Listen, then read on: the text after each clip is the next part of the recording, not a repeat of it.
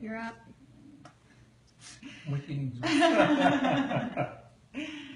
Hello, everybody. Welcome to my Facebook page, actually, and Chaz's house. I'm here with Chaz Dean tonight. Hi, honey. Hi, sweetheart. I kiss you, but Riley's in the middle. I'll give her. There, that's for Lisa. Now give Lisa her kiss. Can you give me a kiss? Can you give me a kiss? You just were? You were looking at Kiss, me? kiss, kiss, kiss, kiss. Aww. How much I kiss?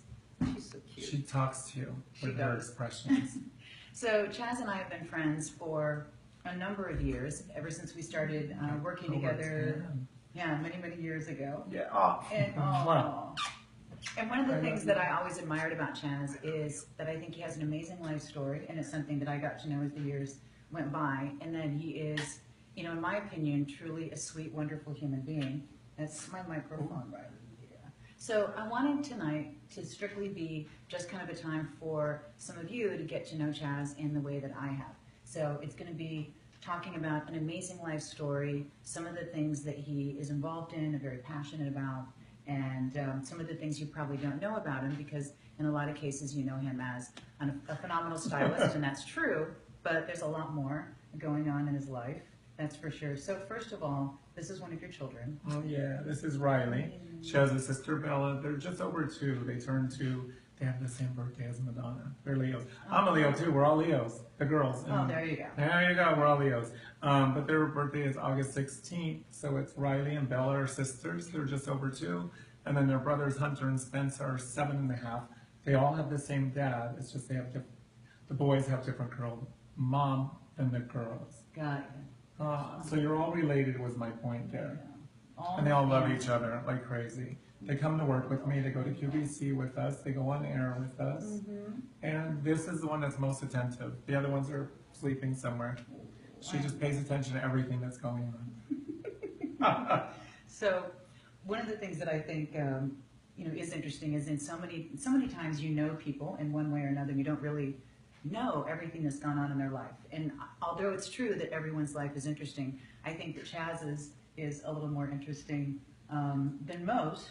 So why don't we start with way back in your childhood? Where were you born? In Vermont. In Vermont. In Vermont. But I think you know this part. I was adopted. Yeah. My brother, my sister, and myself, all 3 of us were adopted, born in Vermont. But we actually grew up and lived in New Jersey till I was 7, which is Clifton, New Jersey. And the irony is my mom and dad went to Clifton High School, dated in high school, and then I love you. And then married afterwards. And so when you talk about you and your brother and sister, is that biological brothers and sisters, or no, adopted brothers? We were all adopted from the same agency and so forth. So 2 years apart. My brother was 2 years older, sister 2 years younger, and then myself. And it's funny because there was never a secret about us being adopted. It's like we always knew we were.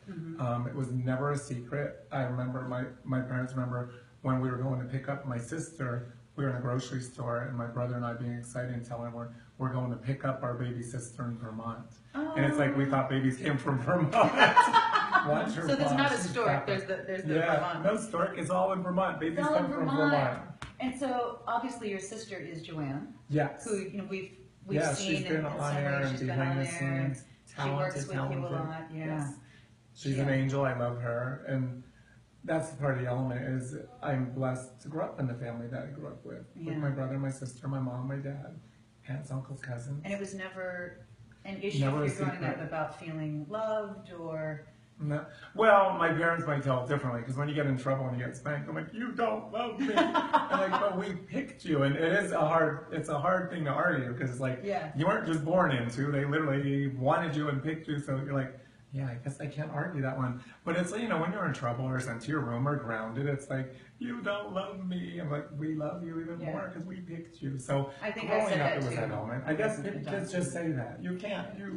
And now you realize as you grow up, they were just protecting you and doing what they could to help raise you properly. Yeah. But it was never a secret. That's so great. And what kind of town did you grow up in? What kind of childhood was it? In New Jersey, I was there until I was 7, so I remember it. And it's funny because I remember, you know how you have those memories that locked in? I remember there was a girl that I went to school with, and I had a crush on her, and we knew we were moving from New Jersey to Pennsylvania. And I remember taking my bicycle on that last spin around the block, just hoping I would see her one more time before I moved. And how old were you? 7. 7. And I remember that, and I didn't see her, but we moved to Pennsylvania, and that's it. It was kind of pretty much over. And where in Pennsylvania was that? Doylestown, which is the opposite. We're out in the country, and our neighbors across the street owned, I think it was like 40 acres. He was a doctor. The neighbors behind us had a farm, and it was all farmland and, out in the wilderness. And growing up there, I was there from the time I was 7, so I was 13 and a half. And the years I was there, I believe were perfect for the age I was.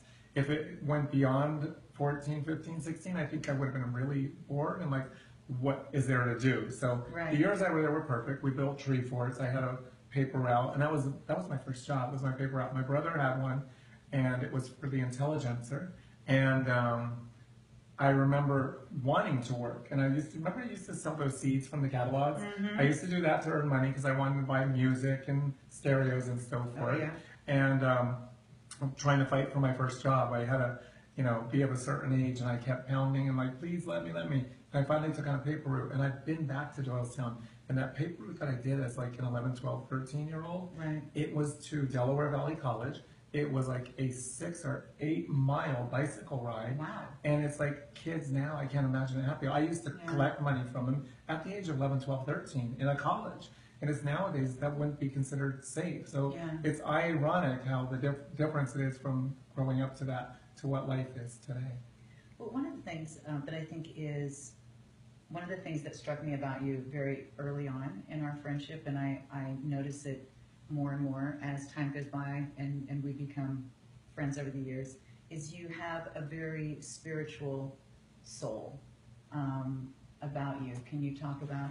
Yeah, here she is, daddy spirit.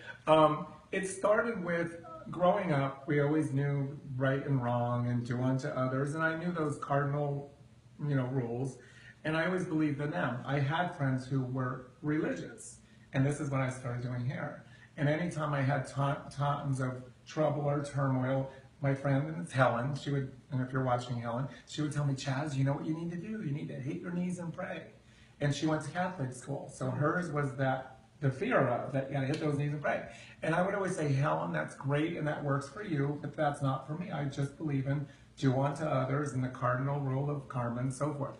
And it wasn't until 1996 when my mom was diagnosed with cancer, and it really makes you dig deep and think, what faith do I have? What values do I have? And my main thing I want to know is there a life after? And that was my main thing.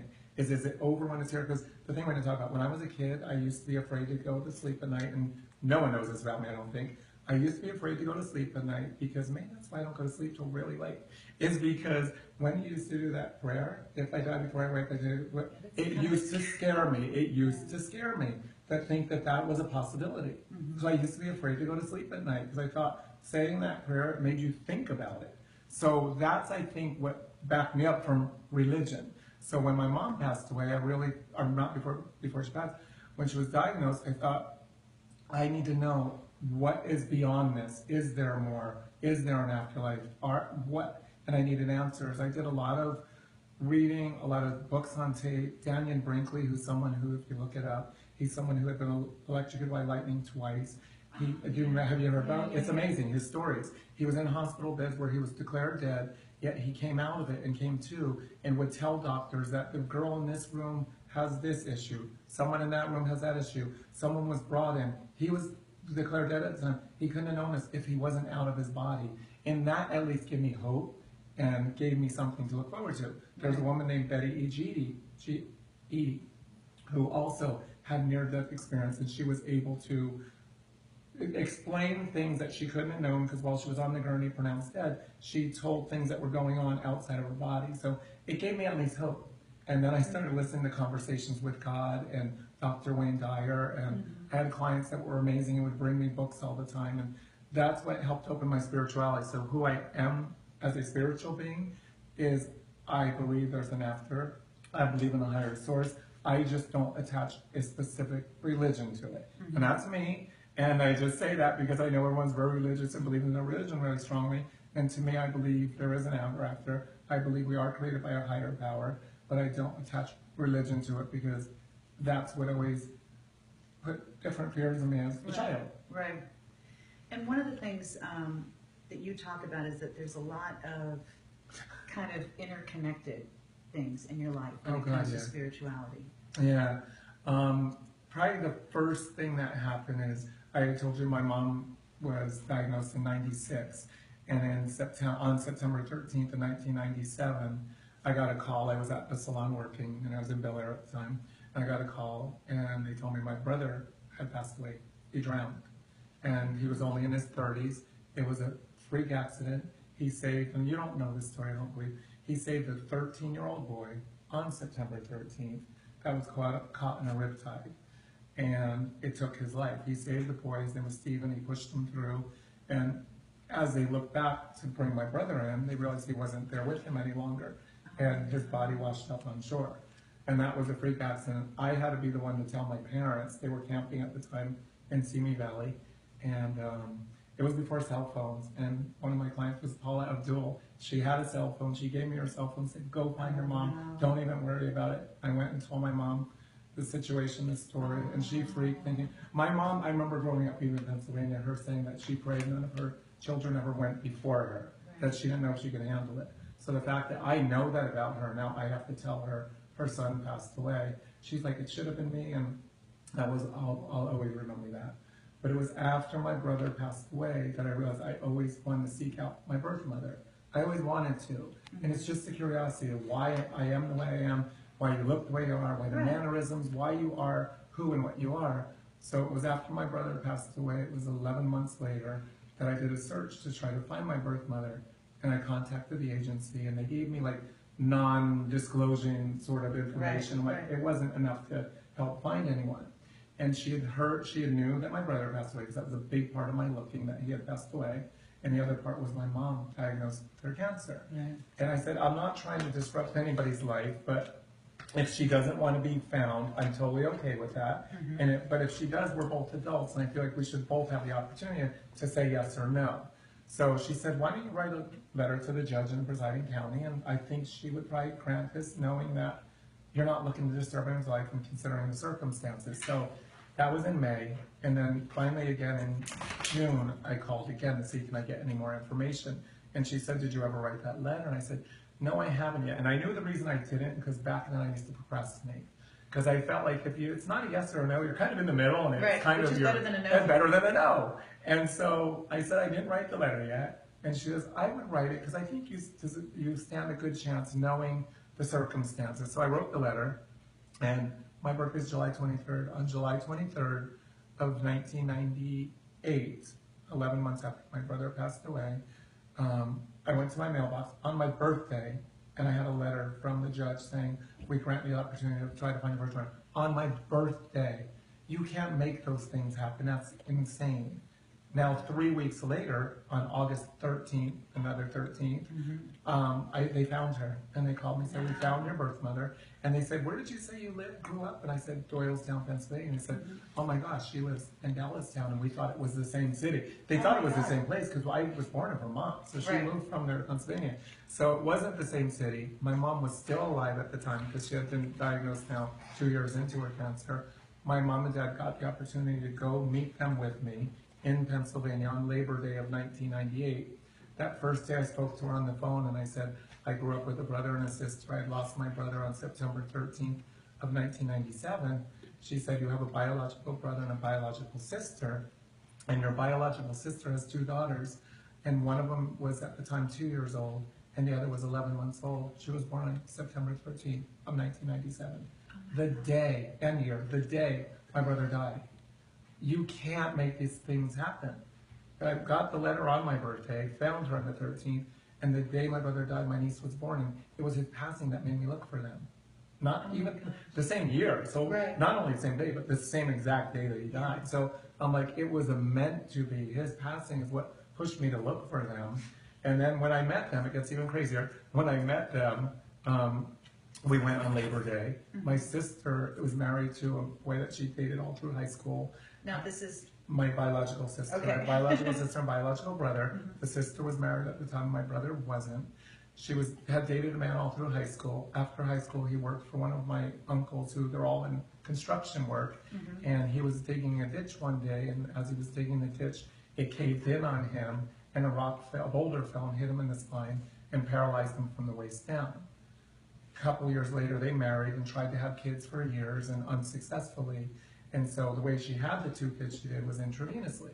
So on September of 1998, I went to meet them, met 98 people, close relatives in one day, 97, all in one day, cousins, aunts, uncles, nieces, nephews, everything. And it was overwhelming. Came home, and about 5 weeks later, I got a call from my biological sister and said, guess what? And I had a feeling I knew what she was going to say. And she said she was pregnant. Naturally. Thank you. In all those years they tried, but because of his low sperm count, because he was in the wheelchair, unsuccessfully, but because of the healing. And they even said, this is such a healing. It helped us understand my birth mother, their mother, that July 23rd every year, Christmas every year, Thanksgiving every year, why it was a heavy burden on her, because she was always thinking about the son she put up for adoption. So your biological brother and sister, did they know their entire life? They didn't know. And the day I met her and we spoke on the phone, she says they didn't know. All the aunts and uncles know. She didn't tell them because she didn't know if she was ever going to find me or vice versa. Right. And I understood that. I'm like, it would be cruel to tell you, hey, you have a brother out there, but you may never meet him. Right. And I totally understood that. They totally understood that. And I now am close with them. It's been, my gosh, it's going to be 19 years in August, Wow. which is crazy. But the part of that was that baby that was born was due, because it was conceived on Labor Day weekend, was due to be born on June 13th was the due date. He was actually born 5 days early. He was born on June 8th, but his due date is going to be June 13th, which is my mom's birthday. I'm like, you can't write this. Yeah. It's crazy. So connection-wise, which is what her question was, Right. I have those things happen. Even my attorney, his birthday is May 13th. It just comes into my circle. Yeah. And I'm someone who pays attention to those things, numbers and signs and whatnot. Yeah, no, you do. You I do. really do. What did your adopted parents say when you told them you wanted to find your biological mother? They were completely supportive, and it was still at the time, my mom was still in a very healthy state because it was only her first year into the cancer, so she was still strong. And I remember them going on a trip, traveling and going to Utah and saying, we're going to go to the records and try to look it up and try to help. They were always supportive. They were amazing parents. I mean, God bless Mom. I wouldn't be who I am today with my grandparents that I have. With my birth mother, I thank her. I wouldn't be here if her decisions were different. Yeah. You know, if she made a different decision, I wouldn't be here. I wouldn't have the life I have. But my parents were always supportive. We'll do whatever we can. As long as you're happy, we're happy. And it's been that way with everything in our life. Right. Whether I was a photographer, whether I was a hairstylist, whatever it is, as long as you're happy. Even though my dad says, you know, photographers, when I say, he's like, well, they're all kooks and weirdos, but if you're, and that was back in the Right. 80s, late 80s and 90s. Right. He's like, as long as you're happy, we're happy. And you want to come up? This is Bella now. Now we're switching. She's the love bug. So yeah, that's their philosophy. As long as you're happy, we're happy. They tried to help me look. And I was grateful that my mom was around and alive to get to meet my birth mother. And they had a few different, you know, encounters of being able to interact and so forth. And my birth mother was able to thank my mother who raised me, Joan, for raising me. And my mom who raised me was able to thank my birth mother for having me. So it is and was incredible. So how long did your mom fight the cancer? For 5 years and 1 month. 5 years and 1 month. She was diagnosed on Jan. Is it good? Okay, you're good. Okay. So I apologize. One of the things that we didn't realize until this evening, coming up to Chaz's house, is that we're having some signal issues tonight from my phone. So I apologize for that. But we're talking about your mom and how long she Got her. fought her cancer. It was 5 years and 1 month, and the part that I said that I think is crucially important is she was diagnosed in January of 1996, and my mom and dad at the time of it happening, because she would always get her mammograms every the first of every year, January of every year. So she had gotten her mammogram. They went on a trip to Hawaii. On her trip, she got the call and said, "You really should come back if you can." They explained why. And here's the irony: is she would get her mammograms every January of every year. She's getting love over here. Are you okay with all this? Oh, yeah. Okay. And from 94 to 95, she read the results. 95 to 96, they read the results. And what we had found out is that the lab that reads your results, you have to make sure it's the same lab. Because she would always go to the same doctor, but the same lab didn't read them. And from 93 to 94, she had a minute, tiny growth. From 95, they didn't compare the year prior, and it was a small amount that grew. And by 96, it had just grown in such a mass. And she didn't ever realize it because she went to the same doctor. You assume the same lab is comparing, and it had started to grow in that first year. And it was so tiny, and it could have potentially, and they even said, saved her life, but they had found it early enough. So it had been growing for 2 years, is what they discovered. I would So never. that's why and so everyone out there know. Not only get the mammograms, how important it is, but compare your results from year to year and see if anything's different on them. And that's part of my message. All the, stand up for cancer and all the things that I do speak out on. That's my message. Because the mammograms, we know that's important, but the results and reading them and comparing them, it could have saved her life potentially. So she fought it long and hard. She went through so much. It's so hard to see someone you love go through that. I mean, it's hard to see anyone go through that, but when it's... I remember because she did the bone marrow transplant up at Stanford University, and we walked in the door of her room, and it's my mom. And I didn't even recognize her. It's not a joke, because she was so filled up with all the toxins. What happens when it does this? Okay, you're back. Oh, hey. Connection is weak, but you're back. Oh. We're not weak. Yeah. Connection is. Yeah. I apologize. I don't know. Chaz was saying maybe it's because it's The raining rain, it might be. or something, but we're definitely having connection issues. So please bear with us on that one. Sorry about that. We were talking to Chaz Dean. We're actually at Chaz's home, which is beautiful, by the way. And we're here with two of Chaz's children. This is Riley to my right. You're gonna fall off if you do And that. this is Bella. Bella, what are you doing? She's there, just Bella? swerving everywhere. What's going on there? What's that? Huh? They just So- want love. We were talking about the way that Chaz grew up and his family, and how that really kind of gave you the spirituality that you have today. And one of the things I don't think that a lot of people realize is how much you do for others. There are a lot of causes that you're very involved in and very passionate about. I know that a few years ago you were traveling. Where were you traveling? Was it Thailand? Was it Bali? Where were you traveling? We went to Thailand, and then we also did Haiti. Oh, And that's wow. probably what you remember, because Right. Thailand was 3 years ago. It was for Happy Hearts Fund. And I What just is that? reconnected with Petra Nemkova. She just moved to LA, so Okay. we got reconnected. And that is she goes in and she raises funds to go in and build schools where the government doesn't step in. So the communities where, they're not the best areas or whatnot, and the government doesn't necessarily step in. So she raises funds, and she does that all around the world. And we happened to do it for Bali, and that was it was so quickly how fast. It was 5 years ago when we raised the funds, and it was at the reopening of our salon. And that's what it is. It's how things connect. It was the reopen party of our salon. We work with Jen Locks, the magazine in town. And they said, "Oh, Petra Nemkova's on the cover of the magazine. Can we tie that in with your opening?" I'm like, "Sure."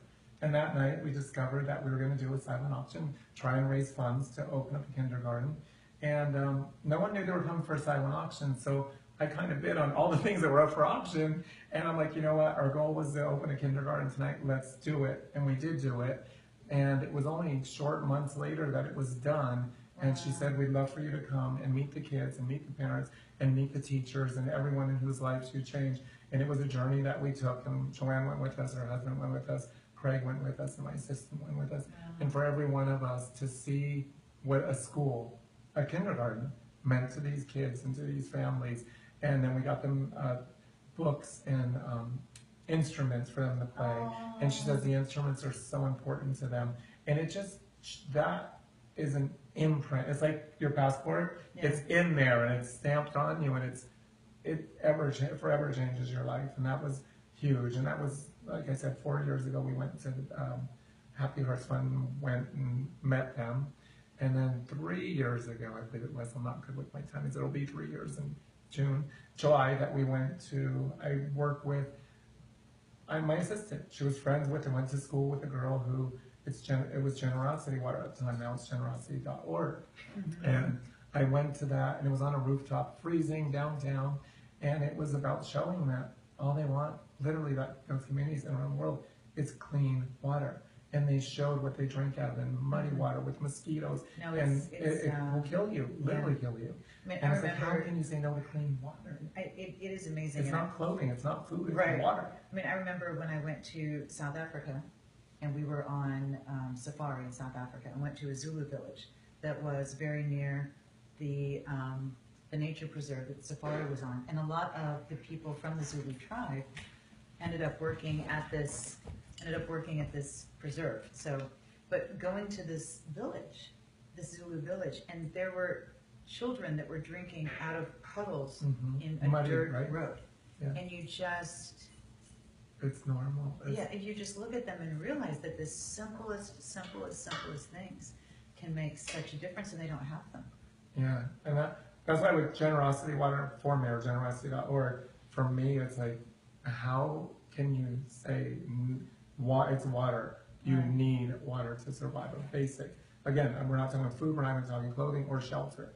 Water. So to see that, and it was the same thing. Once they did that and donated that, and I kind of now tend to do it to get the ball rolling for people. Like, okay, Right. come on, guys, let's do it. Yeah. And that's the good part, is once someone does, it's like at the dance floor. Once someone gets on the dance floor, Right. okay, people start jumping in That's and a good going in. analogy. And it really is. So I tend to now be the person that get it started, and okay, now let's Okay, go. so if someone wants to For that one, contribute to that charity, what is that charity it's again? How do they get it? generosity.org. Okay. Generosity.org. Happy Hearts Fund, which is for kindergartens and schools, is happyheartsfund.org. Excellent.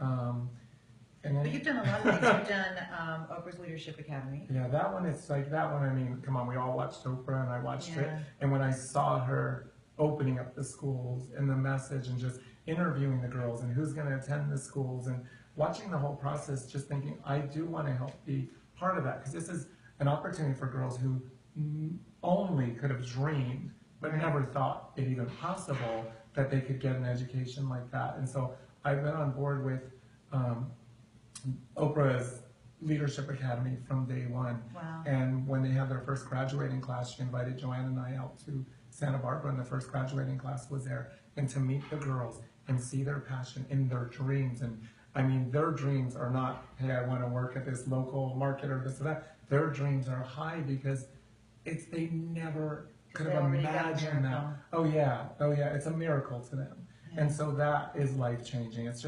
It really is. And whether you're donating your time, your money, your resources, whatever it is, you can contribute in any way you can. Because Right. before I was able to do these, we used to do haircuts for the junior blind. We used to do battered women shelters and so forth, haircuts, and you donate of your time or your money or your resource, whether it's your old clothing or furniture. It's every charity out there can use something, whether you believe you have something to Right. give or not. What is Keep a Child Alive? Keep a Child Alive. It's ironic that I saw that also on the Oprah show when it was on, and it's with Alicia Keys, and she was saying that just $1 a day, what a difference. And you see those commercials all the time. Yeah. We grew up with those, but to see it and hear her speak, and a lot of that is their HIV and prevention and awareness and medications and so forth, and to see how such a small dollar amount can make a insane change. I mean, for less than what you would spend on a Starbucks coffee, how many people that can affect and world changes. That's what, to me, I'm like, how can you say no? Yeah. To me, they're all going because they think it's dinner time. Is it going Yeah, to be they hear dinner time? They someone. hear someone. Like, it sounds like bowls. So I've been involved with them, and it's ironic that you said that because they have their charity event in New York. Mm-hmm. One year it happened the same week as Sandy, the Hurricane Sandy. Oh, no. I've been able to go to a couple of them. This year we couldn't make it because we were at QVC, and they actually sent me a card as, sorry you weren't here this year. We miss She you was and going hope for to the break. see you. And we're connected with them. I've been connected with them from day one, and I credit that. Again, I hopefully am opening someone's eyes. Oprah opened up my eyes to what these charities were for and the changes that he made. Well, I think something that a lot of people don't really think about, because obviously when you're giving to these, it's something that makes a big difference in the lives of the people that you're giving to. But what does it do for you? What kind of effect does it have on you? Oh God, it's again, yeah. When you think you're giving for someone, it's what you're getting back, the gratification of seeing the changes. It's when I went to Haiti for Generosity Water. They took me to all different wells, and I saw one from Kim Kardashian. I thought, oh my gosh, that's so cool. She donated that one. And the last day on the trip, they took me to the one that I did, and I didn't know I was going to see that. Like, here's the one that said Chaz Dean. The whole community, I think it was 500 people, came. They brought me a cake. They brought me a bottle of champagne. Like, I didn't want them spending money. Or I felt bad. I felt bad. Like, no, I keep your money, because I felt really bad about that. But the gratitude they have for just clean, fresh water it's a lasting impression that will last a lifetime. It's absolutely incredible to see the kids, the smiles on their faces, even at what they don't necessarily have. What they do have is the spirit, and that's what it's all about. They don't have monetary things whatsoever. Giving them a lollipop was like giving them, the Christmas tree lit up. Right. Lollipops just lit them up like you were giving them the world. And it does. It makes you look at your life. It makes you analyze your life. It makes you think what's important to you. And, if I didn't have what I have, where would I stand? And do you have the happiness and so forth? And I can't say it because I know where I came from. So yes, I can say yes, because it did. I worked really crazy long, like 20 plus years to get to where I'm at today. And if I didn't have that spiritual connection and so forth, it probably would be different, because you think, what is a larger than, what is grander than, what is greater than, and I believe we're all connected to that. Well, one of the things that I think, whenever someone sees someone who is in the public eye, I think that they just naturally assume that just happened overnight. But it didn't happen overnight. No. I mean, you worked long and hard, and one of the things, and I know we have a lot to cover, so I don't want to spend too long, but one of the things that always amazed me was when we talked about how you lived up until not too long ago, because you really wanted to, it was all about really doing... Changing, in my eyes, changing the world, or whatever word you want to call it. It started from when I was a kid. It's like, what impact do you want to contribute and make in the world? Mm-hmm. And I thought, the only thing I know in our family, because my grandmother was a English teacher, my aunt was a history teacher, my grandfather was a conductor on a railroad, my grandfather was a TV sales repairman. So all of them were hard working class and so forth. Right. And in our background, the only thing I know that we had is one of our great uncles or whatnot invented the zipper lock. I'm like, okay, I want more than, which is a good thing, our zipper lock. It's the only thing I knew as a kid, and I found out from my cousins, one of our great uncles invented a zipper lock. And I thought, what do I want to contribute to the world? Where do I want to leave a mark on the world? Right. I mean, we're all here for a reason and a purpose, and it's like, what was my contribution? And so I did. I fought long and hard for it, and like you said, I lived where the salon is now. I lived there for 9 years, and under the conditions I was in, I spoke to you. I mean, it's okay saying it's the conditions I lived in were crazy meat, and you know that. They were, but one of again, when you to hear you talk about it, and I don't want to belabor it, but to me it was amazing. I mean, it was an old structure, been there a long time. I mean, I'll say it, because I have no control over it. Right. It was when they were building Hollywood and Highland, and I told her this story, and I lived in a home. It was built in 1921, and I literally would go to bed at night, and I would hear rats in the wall, mice in the wall, and I would freak out thinking, while I'm sleeping, are they going to be on my body, whatnot? And my house was crazy clean. I could never leave food out. I could never have any food out. And it's when they're building and build construction, it's just they scatter. Yeah. And it was in my house, and it was a clean house, and you know that about me. It was just a matter of where I lived. I had no control over it. It was an old building, and but I think that when it was scary. It was scary going to sleep. As a kid, I was scared to sleep that I wouldn't wake up, and this one I was afraid that I'd be crawled on and whatnot. And I lived that way until honestly, until QVC, and it really is honest. Until QVC happened for me. because I lived there until 2008. Wow. 2008, I lived there from 99 till 2008. And it's like, I told her, I'm like, because I had no control over it. Right. It's environmentally, it's like live in New York and you deal with it too, meaning in the streets and whatnot. But I would have people over and we'd be watching TV and they're like, did I just see? I'm like, no, you didn't see anything. Nothing. That's fine. And if I had a dinner party, it's like dinner, clear the table, everything. I could not leave 1 ounce of food out. Oh my God. And it's like, I didn't have them in there with me. It's like I said, when I went to bed, I could hear in the walls and it's just like, to this day, I'm like, I just, God bless. I worked long and hard to get to where I'm at, and I believed in it. The other part was I always thought, like, me spiritually wise, I feel like the universe was challenging me to see, you know, if you get this, is it going to change you? Are you going to change? And I always tell God, this is me. I am this. This is who I am. I'm not going to change no matter what's thrown my way. This is who I am. I mean, it's part of my being, and you now know that of me. Well, we were talking about your the family that you grew up with in different ways when you were younger, but one of the things that I really have always loved about you is that the people that you bring to you, you know, the people that work with you, the people that are with you on a day-to-day basis, really have the feeling of a family, and it becomes a very large family. And it amazes me because, you know, over the years I've seen new people come into your group, and you can tell when they're new and they're just kind of watching everyone and they're kind of trying to figure it out and they're not really sure, but everyone is kind to them. You can tell that they feel safe there, and very quickly they feel so comfortable. And it really is this large family where all these different people with different styles and different personalities and different energies, but they all come together. And I think that it is a reflection of your spirit and a reflection of what you expect of people, to be kind and to be loving and to be accepting, which isn't always something you find in a professional environment. But I always see that with your group. Yeah.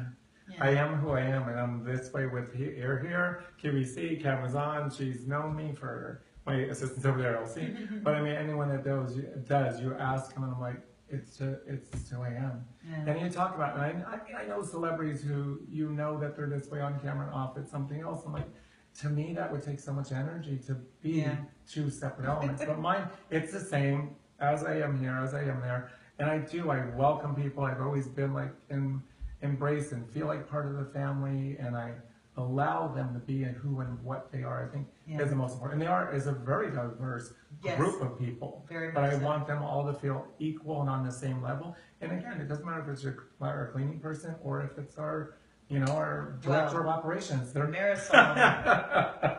It's a whole nother level. Marisol. She's been with me since 1998. One of the most entertaining human beings on the planet.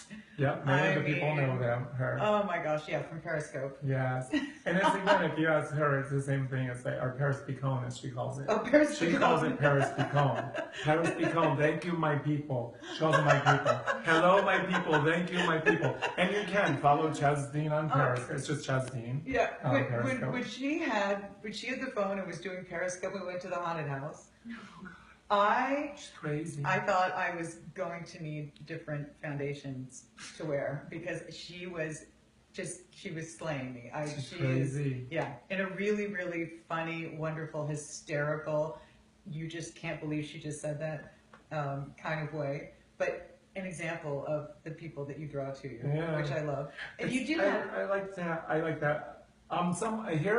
I think the best example is when I was in high school. My brother's girlfriend, who I was friends with, we used to walk to school and whatnot, and every day she'd be like, how come you're always in a good mood? I'm like, I mean, I just am. It's me. And she goes, aren't you ever in a bad mood? I said, no, not really. And she was the opposite. She was moody. And I'm like, isn't it harder to be moody every day? And it's like, it's just who I am. And anyone that knows me, if you ask anyone, it's like, it takes a lot to push me to that other spectrum. When I do, it's for a moment. And I'm like, okay, it's too much energy. It's easier for me to be happy, and I'm grateful for everything I have, even when I didn't have, and that's how I got to where I am, by being grateful for the rats and everything that was there. I mean, you kind of have to, I'm like, how can you be grateful for that? I'm like, okay, it could be worse. And it's that element, but I am. When I wake up, like, thank you for this I never, and again, I keep referring to LC because she knows about me. I don't ever take anything for granted. I don't. At any moment, I'm grateful. I mean, you get in the car and it's grateful. It's raining. I'm grateful it's raining out. I'm like, babe, we need it. Thank you for the rain. And you're welcome. And thank you for bringing the rain. We need it. And But it's those you're things. welcome, Los Angeles. My gift to We you. needed it. Well, you have, you definitely are the best friend that puppies ever had. And they are your children. I mean, they're with you always. They are truly, I think, the love of your life. And they're so adorable. You can tell that they are some of the most loved Everyone. pets ever. Yeah. Well, Everyone. They get it from me ridiculously. And I'm like, Right. in my mind, sometimes I think, I wonder what are they thinking? Stop already, stop. I can't help it. I mean, I've been that way since I was a kid. A love for pets, a love for animals. Yeah. I wanted to be a vet as a child. We didn't talk about those things. But I did want to be a vet until I realized that I would have to see them die too. I'm like, I can't do that. I couldn't do And that. I'm like, I can't do that for that reason. I wouldn't want to see that part of it. But I love, and the reason I love it is it's the unconditional love. There's no strings attached. I mean, other than they play on your emotions, but there's no strings attached. And they drink your what kind of cucumber tea? green tea lemonade. Cucumber green tea your lemonade. water. Spencer and Hunter got a Hey, hold of you that like it. earlier. For New Year's, didn't they get into so much champagne? They will get into whatever they can. Bella did. Well, You know? Bella's very ladylike, and Her she's very rosé. Oh, she got the princess. rosé, of course. Pink Well, of rosé. course. It's She Bella. drank the rosé. I'm like, oh, she's got a tiny little glass. It's like, it spilled on some. Oh, it spilled the other day on a tray, and she left all over. Oh my gosh. So no, I don't encourage it, but watch them around glasses. Yeah, they're very very curious Yes. in the consumption department. But one of the other things that you are constantly preaching to me about, and he's right, I'm not saying he's not, I don't know what this is going to be yet. drinking something healthy Oh yeah. versus the soda. Yeah. But you're very healthy. I really am. Yeah. I really am. And it started, it's so funny because my nephew is now 22. He lived with me when he was 12, so 10 years I ago. remember him. And went I remember and he him was when on he was- QVC once. yeah. Yeah, he was on QVC when he was like 13. When he came to live with me, he came to live with me for 2 years, and it was because he had a passion for acting and he really wanted to. And his mom, my sister, gave him that opportunity. I take that as an insane compliment that she entrusted her son to me, but he and I were really connected. Her daughter lived with me and her son because she had started working for me when she was 19. So Zach lived with me, and at the time I used to literally have muffins from Costco. I used to have sodas for the clients and all. And when he came to live with me, is when I'm like, I tried to get him not to drink sodas and stay away from the sugar and all that stuff. And I thought, why do I have sodas at the salon? Because for me, this is me. I don't believe in them. I don't support them. I don't believe refined sugars are good for you. He's right. And so I took them away, and he would try and because he first started to get them from the clients. I'm like, okay, I just need to get them out of here. And that's how it started. And when I first got rid of them, at first, clients that love sodas were like, what do you mean no muffins? What do you mean no sodas? I'm like, I have tea, I have coffees, I have great teas, we have agave sweetener. Okay, so the this cucumber tea- green tea lemonade. I make a cucumber green tea lemonade, that's my signature. And we literally juice fresh cucumbers. Is that something you're willing to share? Yeah, that's Recipe-wise? Okay. Oh, yeah, I'm okay with that. Will you tell me that later so I can post it on my Facebook page? Yeah, it's cucumbers, green tea, and lemonade, but you juice the cucumbers. Sometime maybe It's when I come kinda over, you could give us a demonstration. Yeah. Oh yeah, because that is. It's really I'm good. even going to tell because one of my spiritual guide, and I didn't say that, and I have to give a shout out, is my spiritual guide since 1996, has been Reverend Della Reese from Touched by an Angel. Yes. I wouldn't be where I'm at in life today if Della was not in my life, and I do need to say that. I would not. She's the one that gave me the chances when I first started with my products that you have to have a faith and trust to step out of that ledge and know you can literally jump, were her words, but know that you will be lifted. And I had to have that faith and so forth. I wouldn't be here without that. And the reason I'm saying that is because she came to visit me one time and I said, oh, I have cucumber green tea. And she said, no, I don't like, and she has a strong will. She definitely is. You can tell that about her. She's strong willed. She goes, no, I hate cucumbers. I don't like cucumbers. The two girls that I also sponsored to take place as her, as ministers, and I sponsored them. She brought them when they were graduating, and that's what was happening. And I said, cucumber greasy, and the two of them said yes. She said, no, I hate cucumbers. They were drinking like, oh my gosh, this is so good. She goes, I go, you sure you don't want? She goes, don't like cucumbers. Like, I promise you it's so good. She drank it, and she says, that is a life lesson. I almost closed myself off to it because thinking I don't like cucumbers, I would have never experienced this amazing juice. And it's amazing. It is. It is. What's I had interesting someone is who said it the other day. I don't to me, really I like tea cucumbers. and I like it. Oh, wait. I don't like tea. I've tried drinking tea, and people in my life laugh at me because when it's not successful. That I absolutely love. My assistant Katie, not really very adventurous on the vegetables, and she likes it. I mean, everybody likes It's it. really so good. You'll give me the recipe. Yeah, I'll post because it it on my has, Facebook and page. it's healthy for you generally. But the part I was going to say is the other day I was making Bloody Marys because I make amazing Bloody Marys. Amazing. LC does not like tomato juice, so she's like, oh no, I don't really want one. I don't like tomato juice. I'm like, I promise you, it doesn't taste like tomato juice. Right. She did. She's like, okay, you're totally right. This is so good. And I have like signature Bloody Marys, so it's kind of the thing I do. I like, I love So doing that. you Cooking, eat healthy. I juice the boys juice for me, but we juice every Right. day. It's carrot, apple, ginger juice is one, and I do a shake that I do every day, and I can tell you that one, but it's basically put coconut all that on milk, my almond Facebook milk, hemp seed, flax seed, coconut water, bananas, and a drop of honey. I do that every day, and I also do like beet and celery and carrot and kale and cucumber and celery, and I do those every day. I'm healthy, and I do my soups a lot I think it's too. the new year, so Yeah, we're all you're trying to open live to it? healthy. So any I of those like that you it. want to give up, I'll post on my Facebook page. What about exercise? I'm kind of bad at that right now, but this exercises I do when I am, and we're trying to get me set up with someone to push me, is I like swimming, hiking, Pilates, and yoga. And yoga, we started to get back into it just before the holidays hit, and we were on a good track. And then the holidays hit. I'm like, okay, we just got to Okay. get back into it. You I love know yoga, and it's so hard. that when you come to Pennsylvania, if you need a personal trainer, I know a good one who could come to, the Well, they'll whole come. group. We'll They'll go to probably your do house. that then. We'll do that Yeah. then. Mine is, I'm not looking, I want to be cut and fit. I'm not looking to bulk. It's not my thing, obviously. And sometimes you go and they're trying to bulk. I'm like, I'm not trying to bulk up. I just want to be really defined, cut and fit. Yeah, that'd be And, good. So and I before- also, I gave up, for me, I gave up meat about 5 months ago for me. Really? Yeah, I know. It was because of part of them. I sponsored No to Dog Meat, which I absolutely believe in. Well- It's the cruelty of it and what's happening overseas and what they do, and it's horrible and barbaric. And I spoke out of it, and I posted on my social media, and people are like, well, that's great, but it should be all meat. And I'm like, I know what they're saying is true, but right now I'm speaking about dogs and cats is what I'm speaking about. And it really kind of made me turn it in and think about it. And I happened to catch 15 minutes of Food Inc.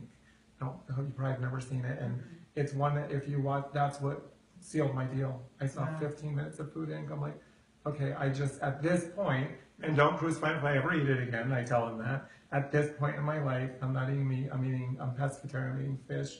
And I know she doesn't like fish. I'm eating fish and vegetable. We're really opposite here. We are. She's like, I'll take the sodas and the meat, and he'll take the veggies and the fish. It's a perfect. Between us, There there'll we be nothing go. left in the kitchen. So wait. There you go. All right. With that. Before we run out of time, because evidently we're talkers. Or before we I run am, out of time, sorry. no, it's wonderful. I want to in the future be able to show everyone your home, because I love your home, and it's something that is obviously a labor of love for you, and so we'll do something on that later on. But can you kind of describe your approach to your environment? What do you think is important? What kind of feel, in an overall? Yeah, because it's changed. It's Yeah. changed. At the salon, it used to be that. Literally, because it used to, remember Rachel Ray and Shabby Chic and all that? Mm-hmm. It used to be that, and my whole space was that, with angels on the wall and murals and all that. And it became a part where it started to feel heavy for me, and I wanted more light and more open. And it was basically around 2008 when I left there and came here. My home was much more modern, contemporary, and I felt like, I can exhale, I can breathe, I can relax. It's very zen feeling, and it didn't feel heavy I don't hate using the word cluttered, but it didn't feel heavy or cluttered or like so much going on, and it felt so much more lighter, airy, and like I was able to create better, and I like that. Yeah.